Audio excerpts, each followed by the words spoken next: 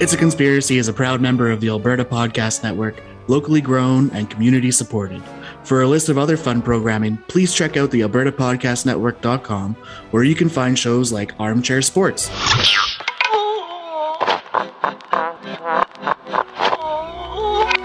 Let's get that out of the way. Wouldn't that be horrible if we went through this whole thing and then you're like, oh, we didn't press it. There was a time or two, right? Yeah, we did it the one time. That's okay. We're always good about it now. I feel really good about that sign at the top. It just says recording. Yeah. That's reassuring. I just remember the look on Charlie's face the first time it happened. Guys. Sorry. Yeah. It happens. There's worse things to happen. Shit happens. Party naked. Welcome back, everyone, to It's a Conspiracy. This is the podcast where we lay out the beliefs behind selected conspiracy theories, alternative accounts, legends, myths, and more. I'm your host, Andrew, and I do not claim to be an expert on anything we're going to discuss today, and will probably be wrong about everything because my heart is filled with joy after getting to play the Beaumont Blues and Roots Festival. I said yesterday, but we were going to record this. I thought it was last weekend.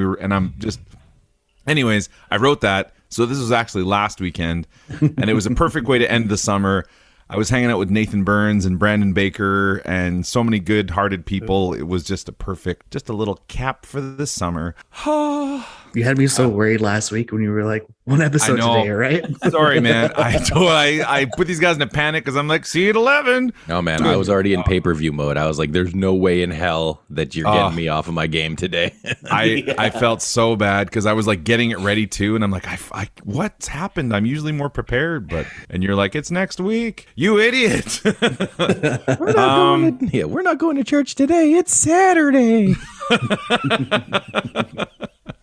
As always, if you'd like to see where we dug up whatever delicious bowls full of jerk chicken we're going to shovel in our mouths, then please check out the resources in the episode description. Charlie, our resident mechanic of love, inserts those with care, and you, being the kind friend that you are, should check out his tasty wares. We are a proud member of the Alberta Podcast Network. Yay team, yay friends, yay network. You can check us out at itsconspiracypodcast.com. Our Twitter at isitaconspiracy, that's run by the social media influencer, the Irish Madman. Our Facebook group, our Instagram page, It's a Conspiracy Podcast, that's run by Greg. Our email, and our Patreon page, patreon.com/It's a Conspiracy. Oh man, you are getting good on that thing. Firing up the Isaac Hayes button. Now, joining the online distance communication time today is Charming Charlie and Gorgeous Greg. These spicy bell peppers will interject as they see fit, and I am very appreciative of their digital company. Now, Charlie, with a sturdy aye or a nay, can you tell me if you've heard of either of these theories? Okay, I know we said we were only going to do two, but the last one's not really a theory. Okay. So, first one here, the strange history of toilet paper. Nay. Okay. Monster of the week with Charlie Scream. Oh, hell yay. Okay, and yay. And then 3, the top 5 most hygienic countries in the world and why we want to go there. Nay. Okay. All right. Number 1 will surprise you. So, subject number 1, the strange history of toilet paper. Sorry. Now, Greg, I'm just going to ask you a quick question here. Do you know the difference between curtains and toilet paper? I do not. So it was you! You get over here and clean that up! There we go. I figured after we broke open the mystery of the 3 seashells that it was time to take a good hard look at what toilet paper is all about, get to the heart of the matter, see what the real issues are there, and pull back the layers, get in deep. Like all of the best things, it started way back in ancient China in approximately 50 BC. A rough version of toilet paper was first used. The sheets were made from bamboo for most people, but there was a linen made from bamboo that was exclusively for the emperor in 1391. That year, the Bureau of Imperial Supplies is reported as having turned out 720,000 sheets of this fancy bamboo linen annually. I almost said anally. I didn't mean to, but yeah, it's okay. Anyways, this sounds like the emperor. A little slip, yeah.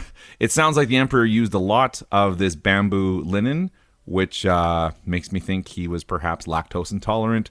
Shout out to my lactose peeps. Now, the Romans had a version that sounds kind of bad to me because the wealthy upper class used wool, like itchy wool. Wow. Oh, Did they make it? Did they like knit toilet paper? I'm not sure. Or was it just like just use a handful? wads of... Yeah.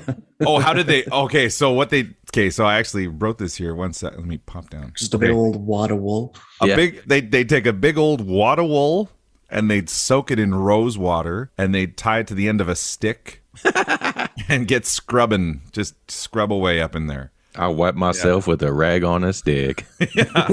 And this was the wealthy upper class that would do it. So the commoners at the time, they just had sticks. Well, no, they didn't even have sticks. This could get very problematic if anyone's gone camping and done the emergency solution. They would just use leaves from whatever tree was nearby. So leaves, hay, moss, or even bark. Ouch. Or rabbits if you can catch them. What's that Eddie Murphy joke? There's a joke there, right? The rabbit says to the bear, or no, the bear is does that shit stick to your fur or something like that? Yeah. And then he what? Oh, so good. It's funny you mentioned that. I was just thinking that when you mentioned it because my dad always told that joke to me. Yeah, I didn't realize it was an Eddie Murphy joke. I just realized, I just thought it was a dad joke. It's so good, man. Now, things in Europe improved slightly during the Middle Ages as the advent of public toilets and public scraper sticks came into fashion. Lucky people would find the stick left in a container right there for everyone to enjoy. And they didn't clean that off in between uses. So it was like, it's your turn. Here you go. Enjoy your public poop stick. The Inuit in Canada's Arctic used icy balls of snow in the winter. Oh. And then during their 7 days of summer that they get, they would use lichens and moss. So I'm not sure if they were liking that too much. That does sound rough, but not quite as rough as the Hawaiians who used the furry outside shell of a coconut. Ooh. Now, have you guys ever cracked open a coconut? Yep. Yeah, all those little slivers that get in your fingers, they're horrible to touch, and oof, I just hate thinking of slivers on me bum. What made them such a rough people? Sturdy and rough. Tough people. Now, meanwhile, in France, the upper classes began using silk and other fine linens. They were stored in the loo, switched out once a week or so, and that was for the super wealthy people. They'd be like, switch out the linen that we've all been wiping our bum with once a week. We're that wealthy. And this was the pinnacle of comfort at the time. Meanwhile, in North America, the indigenous people are reported to have used, this also sounds horrible, corn husks. I can see it. Yeah, It doesn't sound too bad. It doesn't sound like coconut husks. I would rather use a corn husk if I had to. Yeah. So does that mean you're doing your business right out in the middle of the cornfield? You're doing your business in the cornfield. Natural and the farmers are fertilizer. like, thank you for helping our crops. Yeah, just recycling at its finest. Drop and drop. And this was actually practiced by everyone that lived in the area, including the Europeans that moved out and started settling in the area. They were like, hey, that's a nice, easy solution for this. And that sort of went on until local and national publications of newspapers came along, like the Sears Catalog and the Farmer's Almanac. That became the wipe of choice as European settlers started using those catalogs to order things for their homes and stuff. They would put the magazines in the bathroom or in the outhouse, and then you would use that to wipe up your keister. Yeah. 1857, an American named Joseph Guyet brought the first toilet paper to market. You could purchase 500 sheets for an astounding 50 cents. Now, 50 cents, that doesn't sound like a lot of money, but in 1857, 50 cents could also buy you 2 pounds of veal or 25 keys of cocaine. Man, I don't know about the 25 keys, but I don't even know what a key is. I just love that. I was going to say, if you got $1.50, you got a party. Yeah. The Scott Company, sadly, no relation. I wish. Oh man, these people are Brazilianaires. They introduced toilet paper on a roll in the 1890s to a massive controversy. So owners of the company were embarrassed that this was their direction, and they refused to market it. Even when sales became extraordinarily high and continue to do so, they were desperate to keep their public image away from the taboo subject. Rolls were sold in unmarked bags, and people hoping to purchase rolls often had to use alternative hours.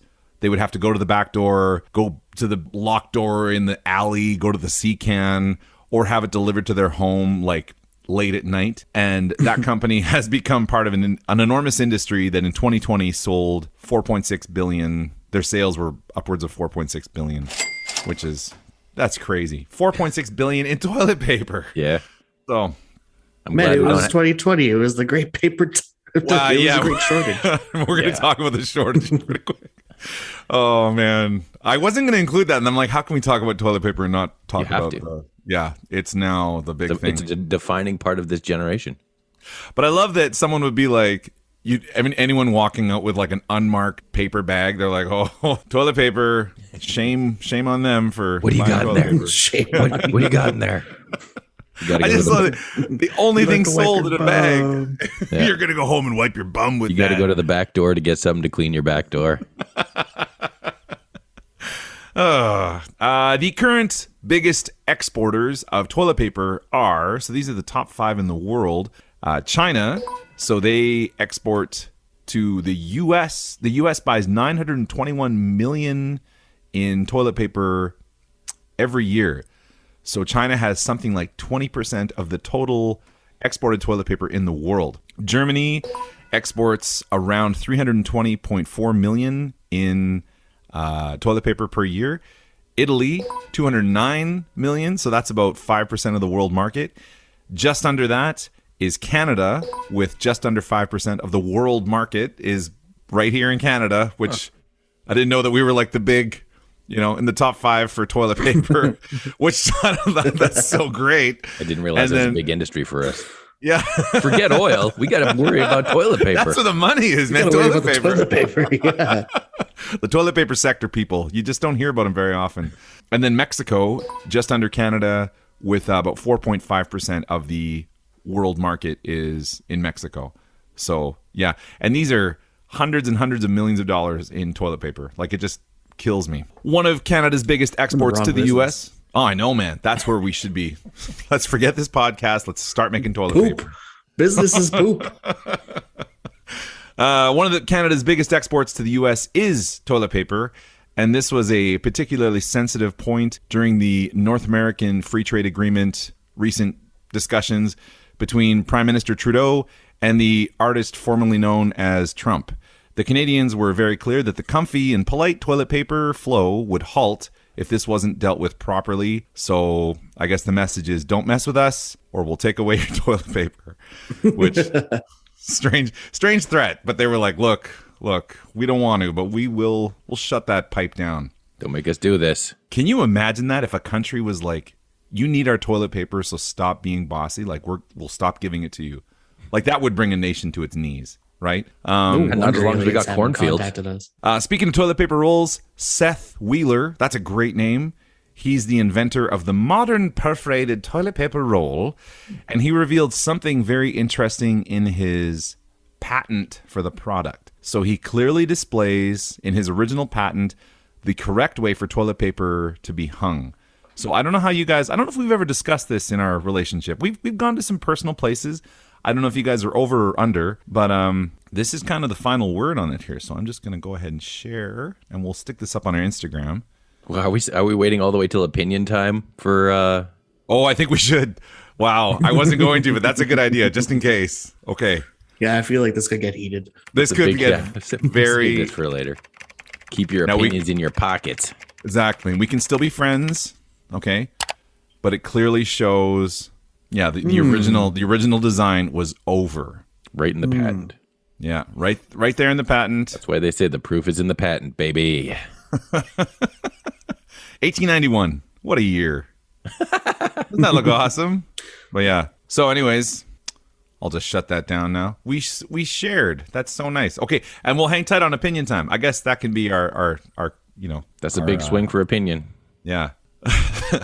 Now, this debate over the over-under thing, I was going to end here, but I'm like, we haven't got to the most recent turning point in toilet paper. So this really, maybe the debate has been eclipsed with our generation by the great toilet paper shortage of 2020. So I know we all know this, but just in case this podcast ends up in a time capsule and people are listening like 1,000 years from now and they think we're making a joke, it was a real thing. Like, it really happened. And like, we're all survivors. We banded together. Pooped less. We did. Yeah, we ate a lot more cheese. Ate a lot more cheese.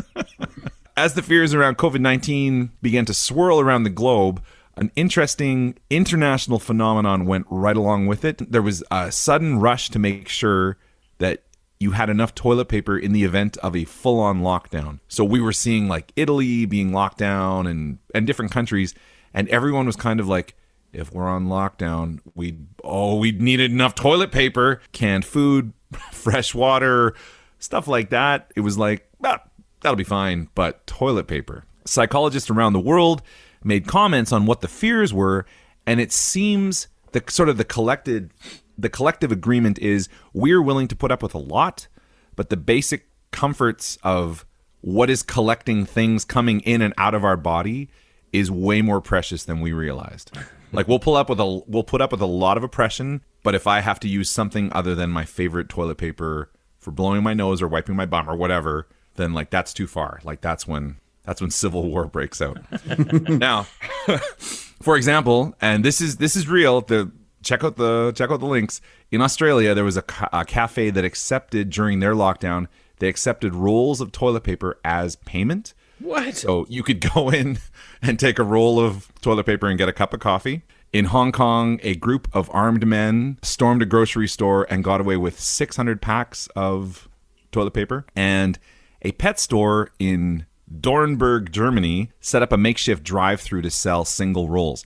So this was especially fortuitous, as the owner had inadvertently bought a number of slats of toilet paper by accident like 2 years earlier.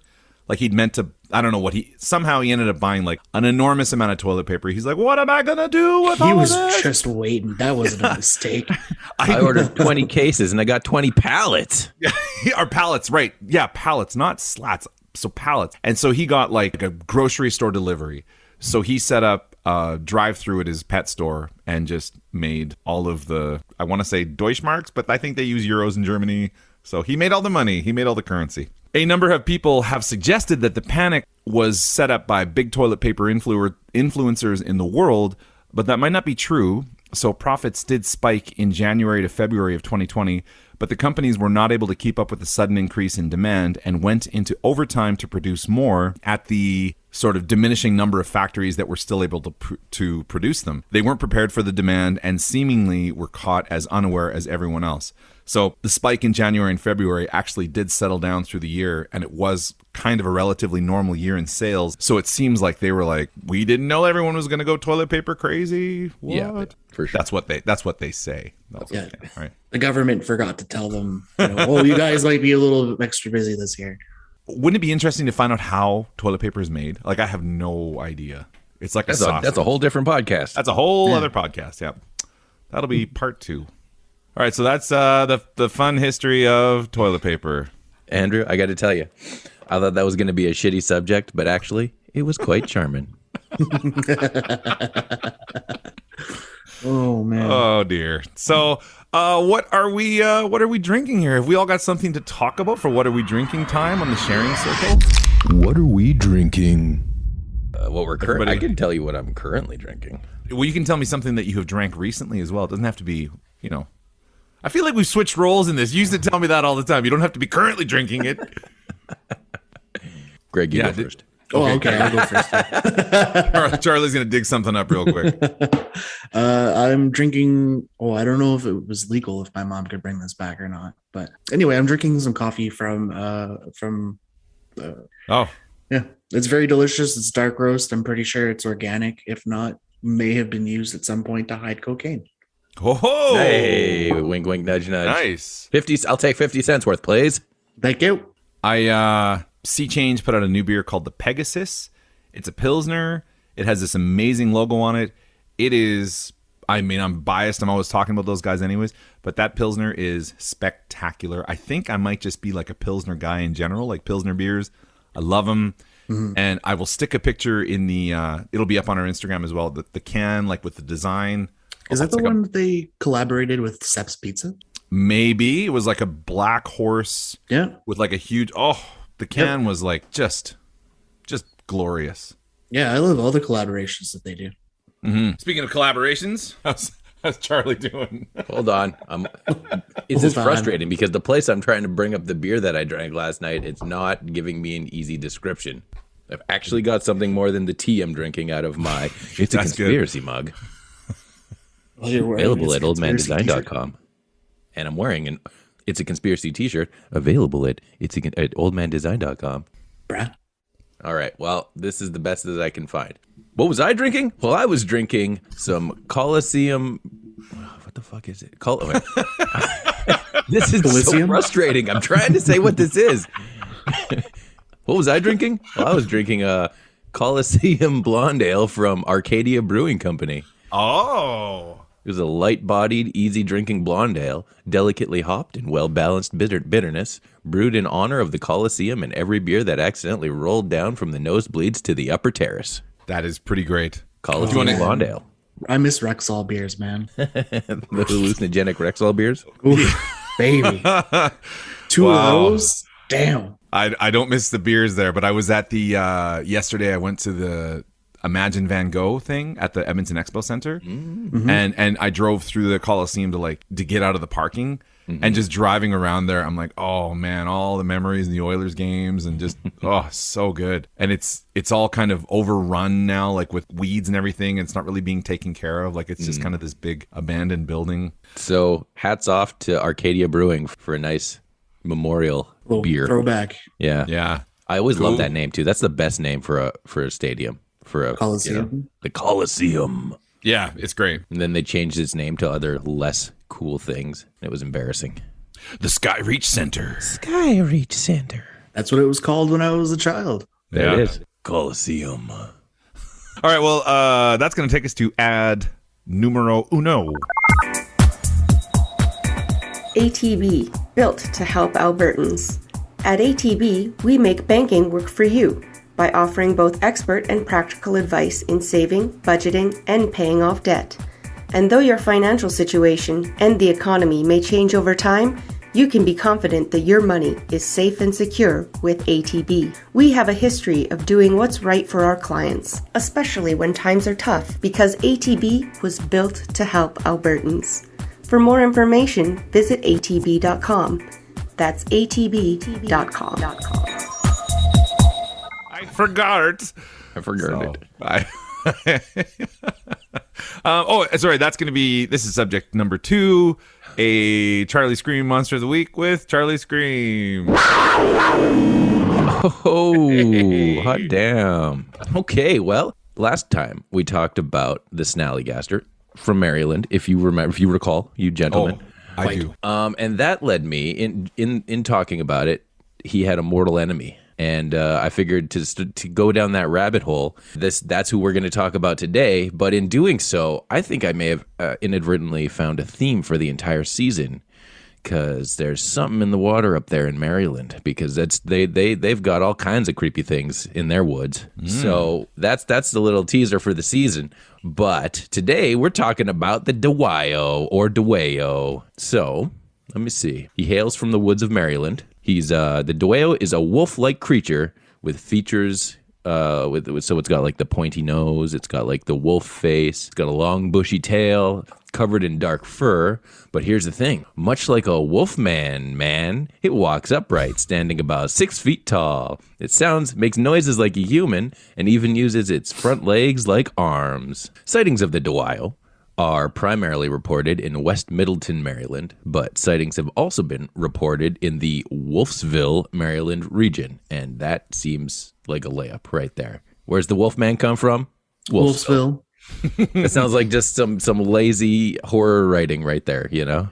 The Dwayo and the Snallygaster have reportedly had vicious encounters dating back to the early settlement of Middleton Valley. Some people see this Maryland dogman as a protector from the dreaded Snallygaster beast. The first reported account of this beast went a little like this. Near the woods of Gambrill State Park, John Becker went out in his yard to investigate a strange noise. It was getting dark, and he'd started back to the house when he saw something moving towards him. It was as big as a bear, had long black hair, a bushy tail, and growled like a wolf or a dog in anger. As it got closer, it stood on its hind legs and attacked him.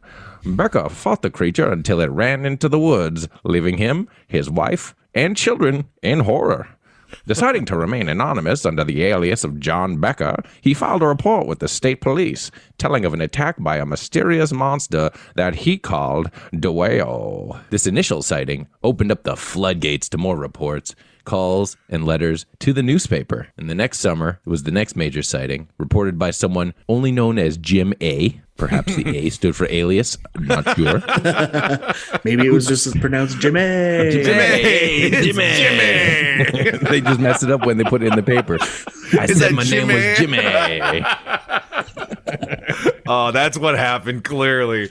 I had to say it. It had to happen out loud to figure it out. But anyways, Jimmy described a shaggy, two-legged animal of the size of a deer that had a triangle-shaped head with pointed ears and a chin.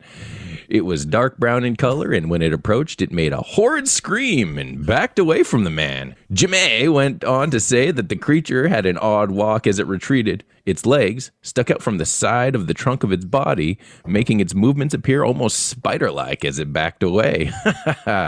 The trail of Dewayo goes somewhat quiet for almost 10 years until the fall of 1976, where two men who were driving just off of Route 77 when they saw a large creature bolt across the road in front of them. They said it was at least 6 foot tall, but inclined forward since it was moving quickly.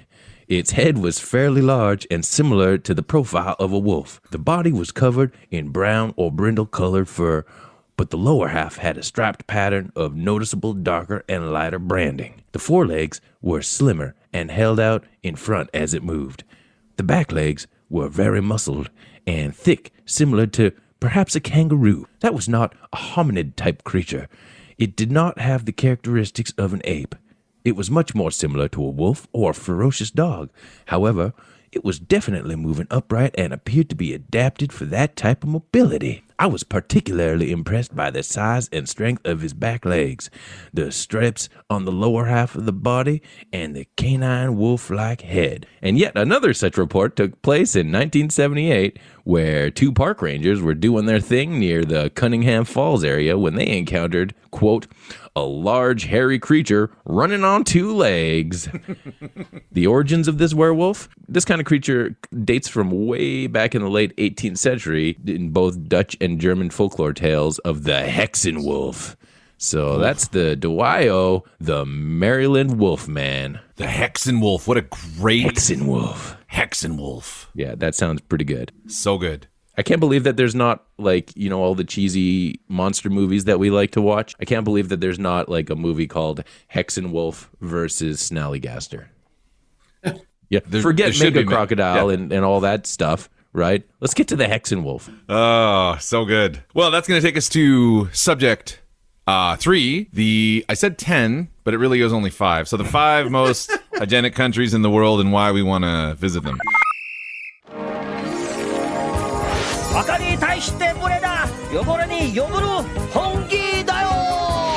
Season 4 and you still haven't gotten a handle on this counting thing, huh? You know, I'll write down 10 and then I'll start and I'm like, oh, 5's enough. 5's enough. We'll wrap it up. You know, who's counting? Wow, what's Charlie going to say? What was number 1 again? Huh? Come on. But then instead of numbering them on the sides, I'll just put like a little dash and then I'm like, is that the first one? That's the first one. And then after that, it's like, did I say 2? Ugh. So this is the 5 most hygienic countries in the world. Spoilers, Canada isn't on there. Not a big surprise there. Not that we're filthy, but we're talking the top 5. Creme of the crop. Number 1, Switzerland. They're wealthy, environmentally conscious, and really clean. But the taxes. So spoilers, they pay equal or lesser amounts in taxes than the average Canadian, which is why we always hear about those secretive Swiss bank accounts. Do either of you two have a Swiss bank account? I can neither confirm nor deny. I was going to say, not that I'm willing to talk about. Oh, wow. So, Actually, no, hold on. I would just like to say for the record, I absolutely do not have a Swiss bank account. okay, for the record, I do not have a secret Swiss bank account. 100% do not have a secret Swiss bank account that I have that I may or may not have millions of dollars in, but I absolutely do not have that. Oh, crap. I certainly shouldn't have said it was illegal. Number 2, I do love saying this country's name, Luxembourg. So this country is becoming a world leader in quality of life and is the second most hygienic country in the world. The government has encouraged wellness through a program called Gross Bots, which I think sounds ironically like gross butts. So yeah, I love that. They're like, let's take care of our bodies. Gross Bots.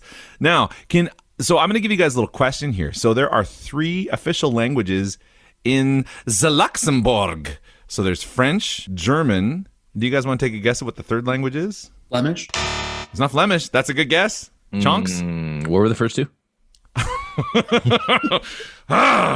French, German, and Dutch.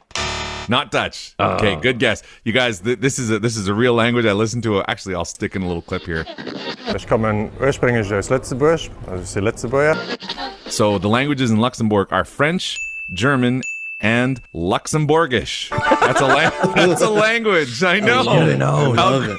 How great is that? I speak Luxembourgish. Okay, now number 3, Singapore.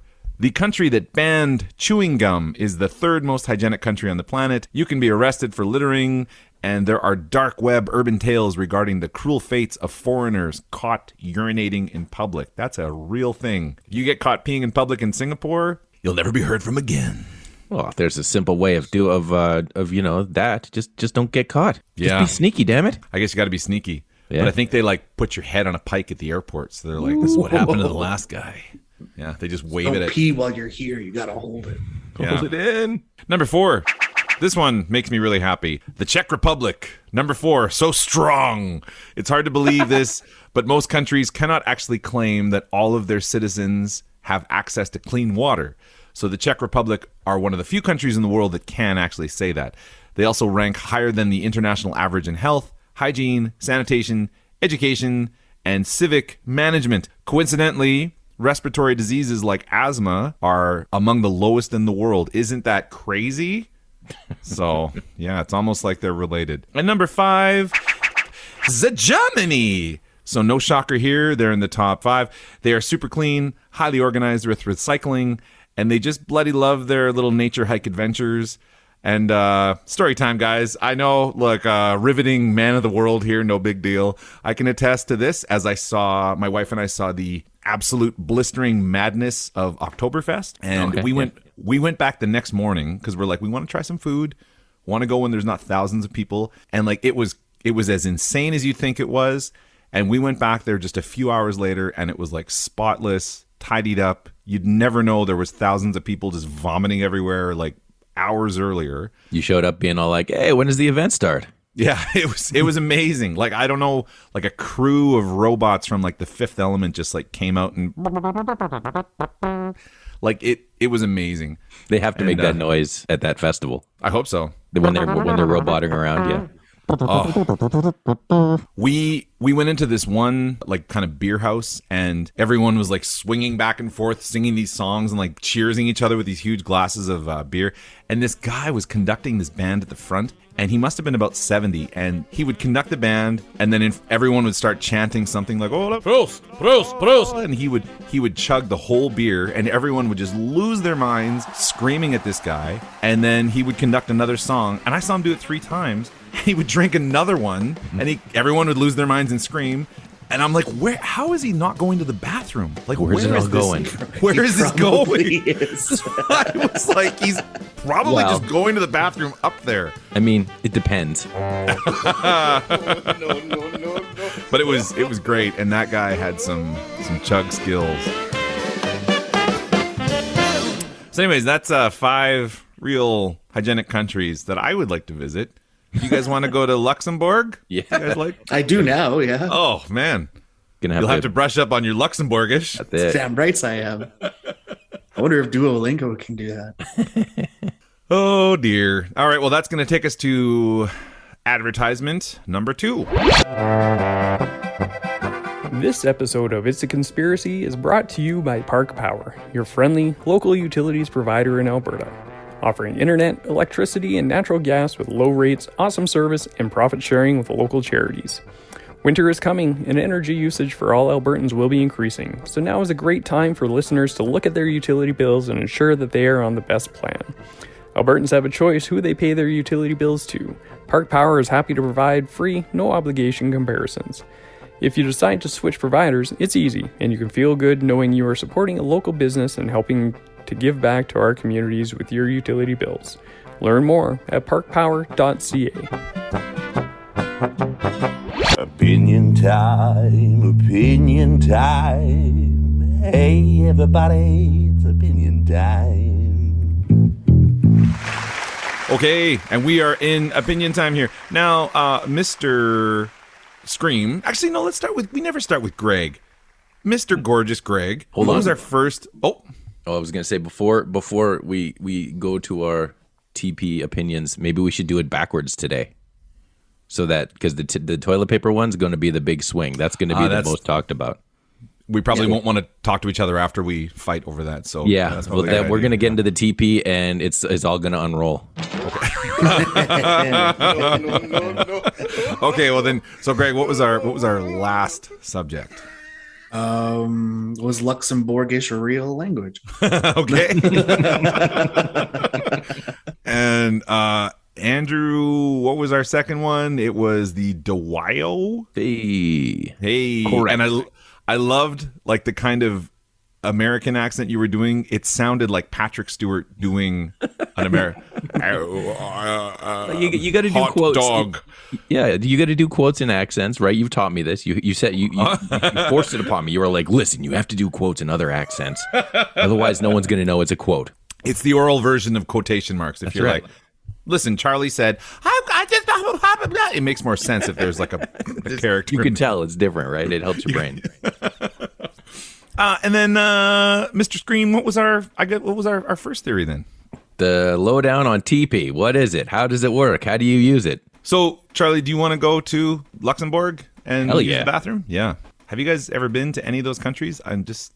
You know what? No, I have not. But as like something about you're talking about like public urination and stuff like that. When I was in, and now I get to flex my travel muscle. Oh, here it Andrew. comes. When I was in Amsterdam, they've right. got public urinals just out on the street for just such problems. So you're going along, you're having a great time. You really gotta just you gotta go somewhere. You know, you've had a couple of beers. You got to go somewhere. You don't want to go in the canals. No, you might fall in. You just got to go to one of their, roadside urinals. Like the urinals, right? Or is there like a little shelter? No, or you just walk right in the little thing, like a bus terminal, but like you can't see through it. Okay. It's like a little, you walk in and around, just like a little swirl, and then you just go do your business, and then you pop out and you're done. You're on your way. I'm cool with that. I'm cool with that. People can't see you. Yeah. They can see your feet. Which I the mean, thing I guess that they can see gets your feet. me is the one that I'm always like, it terrifies me and I can never use it, is if you see them once in a while here in Canada, but you often see in the UK, like the urinal's like a big trough. No, and no, everybody no, just kind of everybody stands beside each other and pees. Mm-hmm. That's Just mind your own business, man. I can't, man. I'm not looking. I'm just like, I can't do this. And He's then I not have to wrong. go into He's not I have wrong. to go- It's I have to go in the weird. stall. Yeah. No, that's fair. And you're like, why did you stand so close to me? Yeah. Like, There's plenty of room. This is a 6-person trough. Why are you next to me? and it's they're just weird. like, I can go better when I can hold hands. Oh. Eddie, yeah. So A strong said that. stream when I can feel the body warmth of That's right. somebody else. Okay, it's like a Care Bear stare, right? Like it's fine when you do it by yourself, but when you hold better hands with together. friends, it's more powerful. You packs more of a punch. Boy. Public urination is not like the Care Bear stare, but I appreciate that's a great, yeah. All right, well then, so the monster, I think that monster sounds awesome, and I love the Hexen Wolf, and you're right, that should be a movie, and I love that Like the children were horrified when they saw their dad get ripped apart or something? I don't know. I think he got away in that case. Okay. But yeah, they were still terrified of the giant wolf creature. And it's so interesting that like falling on this, what's going on in Maryland? Why they got so many cryptids, Like what's going on over there? This is going to sound horribly ignorant, but is Maryland, my American geography is like non-existent. Is it a state? Maryland is a state? It is, I want to be factually correct. Isn't it a district? I don't know. I've heard of it in movies in the States, man. Yeah, There's so many different weird shit going on. Is it an archipelago? No. Yeah, it's a state. It's a state. Okay. It's a state in the mid-Atlantic, bordering Virginia, West Virginia, West Virginia, Columbia, Pennsylvania, around that area. It's small comparatively. Yeah. Greg, do you have any feelings about the Dewayo wolf? Well, you guys say Dwayo, I say Dwayo. Dwayo. You say Dewayo. I've been trying to say that. Been waiting on that all time. It's a good joke. Yeah. I love the monsters of the week. They keep getting better and more interesting, and I love that the Snallygaster and the Hexenwolf. Man, I want to watch that movie. Head to head, right? Like you can't. I couldn't do the Snallygaster and not go back and do his like arch enemy. Yeah. Yeah. But also, like you say, it sounds like an awesome movie. It smells like an awesome band. Snallygaster and Hexenwolf. I want to see these guys. That's play. a bill, right? That's a great bill. Just a big like balloon inflating demon hovering over the crowd and everyone. Right? Oh, Yeah. just so good. Throwing horns. Yeah. Yeah, real good. Well, Greg, so do you want to take the first swing at toilet paper here? Share us how you feel. Take the first swipe. Yeah, the first swipe at toilet Take paper. the first wipe. Back to front, baby. Yeah. No, I think it's. Oh, sorry, the other way. Back to front. I go front. I go back.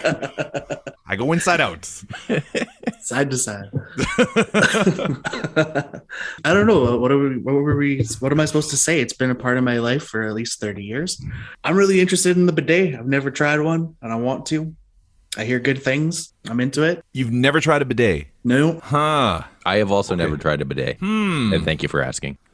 Well, I have an interesting little field trip idea then. I happen to know there's a restaurant in Edmonton that has a bidet, perhaps to do a bit of research. I don't want to use it after I know someone like you has used it. So. No, well, I'm just saying that we could say where it is, and over like the period of a month, we could all make a little trip there, or we could go together. We don't have to use it together, but we go have a couple drinks, and then we use the bidet at some point and just share our feelings. I'm down. And that could be a bidet episode. Let's do it. That's an episode for another bidet. I can't just leave them there. No, I know. Low hanging fruit, bro. Yeah, buddy. So, Greg, do you feel like are you a top roll? When it comes to over? how you put the toilet paper in there, yeah, you're on top. Yeah. Top So the or rolls- get out. Top or get out. Yeah. There's the door. I knew you had very strong feelings about this. So Okay. over the top. Over the top. Andrew? Over the top. Okay. I'm actually okay. So I don't want to take sides in this particularly, but No, you absolutely have to take a side okay, right now. I'm letting It's you guys know. called So anytime. I know. So my opinion is, if I grab the toilet paper and I put it on, whichever way it happens to go when I put it on, I'm okay with that. So if it's over the chaos, top or in the sir. bottom, I know, and this has been a thing. So if I'm around someone who's an over the top, I'm like, sure, if that helps you, then. But This is not the answer I was expecting from I Andrew know, Scott. because people expect me to like, and I do have strong opinions about things. If there's no toilet paper there, though, that's when Oh, I'm yeah. like, Well, that's just a given. and that's really why we all have phones on us at all times, because we're like, there's no toilet paper in here. I'm not wearing socks. You're calling 911. Yeah, this is an emergency. But 911, what's your emergency? I need toilet paper. Oh, I can't say my to my house. My closet family's top over. shelf. They're having dinner. I don't want it to be too embarrassing. You got to send me some toilet paper. yeah, by drone. So I guess if I had to take an opinion on it, I would say over the top. But yeah, meh.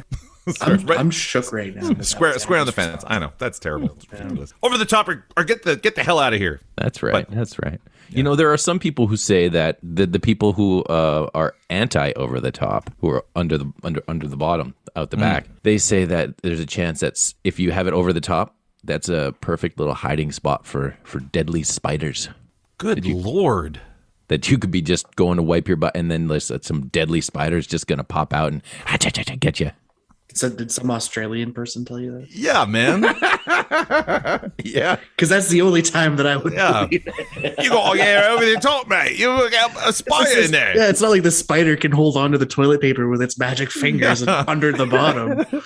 But is this your sugarcoating? Are you trying to preemptively excuse your under the bottom rationale here? Oh no, 100% over the top. You're okay. All And right. I okay. will I will fix it for people. Yeah, my bad. Oh wow, that Hold on, is you've done something. this incorrectly. Let me fix it for you. That is a power move. If you go into someone's house and you're like, I'll just correct this while I'm in here. This is incorrect. Oh. That would be right over the line. I would be like, man. get out. That's my whether new I'm party over the thing, top or man. not. That is, man, that's incredible. And now I'm just thinking about Over the Top, which I think is an arm wrestling movie with like Sylvester Stallone, maybe? Or is that the one where Clint Eastwood has an orangutan? That might be it too. No. No, that's Every Which Way. That's Every which way but loose. Is there an arm wrestling movie called Over the Top? Yeah. Okay. It has Robert Loggia. There absolutely is. Oh. And in I'm it, going over the top. a trucker decides to mend his relationship with his son after his wife's death. In a turn of events, he also participates in an arm wrestling championship in order to rebuild his life. What a tragic backstory to a movie about arm wrestling. It also implies like all the arm wrestlers in the world are like truckers. Oh, Because like the grand Wow. prize I think is like a truck or something like that. I mean, no, Is it it's too got good? 32% on Rotten Tomatoes. and 80s Stallone. It's been a Oh. while since I've watched it. I'll sit through that. You've seen it. Oh, I love that movie. What are you talking about? Okay. There's like a whole scene where like they're driving down the road and like Sylvester Stallone has this like weight machine in his truck and he's just like driving. And he's like, "Ugh, Just the one arm though. ugh." Oh, Yeah, he's man. sculpting his guns while he's driving. Yeah. That's Yeah. safe. He walks around with like a toque that's got like it's got a hole in the top and he just puts it on his arm to keep his bicep warm. Such a good movie. Sounds Yeah. like shit. Sounds like it needs to be wiped up with some toilet paper. Over the top. Oh man! All right, there. Well, hold on. Now that's the tip of the toilet paper iceberg. What's your There's brand? a science behind it. I don't know. Oh, You don't know what your brand of toilet now, paper is? see, this is where I'm shocked because we're a Charmin 3-ply family. Hell yeah, the strong Oh, stuff. definitely a 3-ply, but Yeah, I don't remember the like brand 3-ply or Get Out. But there's the Charmin they've got the strong three-ply brand. That's impenetrable. name. Cha-cha-cha. If you're poking through Charmin. on a Charmin strong 3-ply, too much force, baby. Yeah, Too much force. Too much force. Be more gentle Well- to your behind. you got to remember some of us, like the lactose. Again, my lactose peeps out there, they know what I'm talking about. When the fury hits, like You're not supposed to put toilet paper in front of it. You use Oh. it after. sometimes you're like, it's up the back of the tank, it's on the wall. Like we gotta be careful. Like So what you guys you're don't saying- know. Go back to the beginning of the episode. What you're saying is you're the one who used the curtains and you're just trying to pin it on Greg. Oh, I do. That joke is so dumb, but so funny. Oh, okay. I was like, I know I'm walking into something here. I don't want to do it. I used your curtains, good sir. I saw you were an under the bottom person, and I used your curtains. Dude, that is such a power move. I'm going to do that to everybody Yeah, now. that is hilarious. It's curtains for you. Alrighty then, you 3-ply cuddly kittens for your backsides. We are all the stewards of the earth, and that is really nice. And we will be back with episode 4 very soon. But if you're needing a good old-fashioned knee slapper in the meantime, you can check out all of our past casts and social medias at the it'saconspiracypodcast.com. And we've also got a bunch of merch at oldmandesign.com. I should have let you say that, Charlie. We'll get Damn you it. sorted. Okay. So thanks so much for swinging by, and we sure do hope to see you again real soon. Take care. Bye. See you never.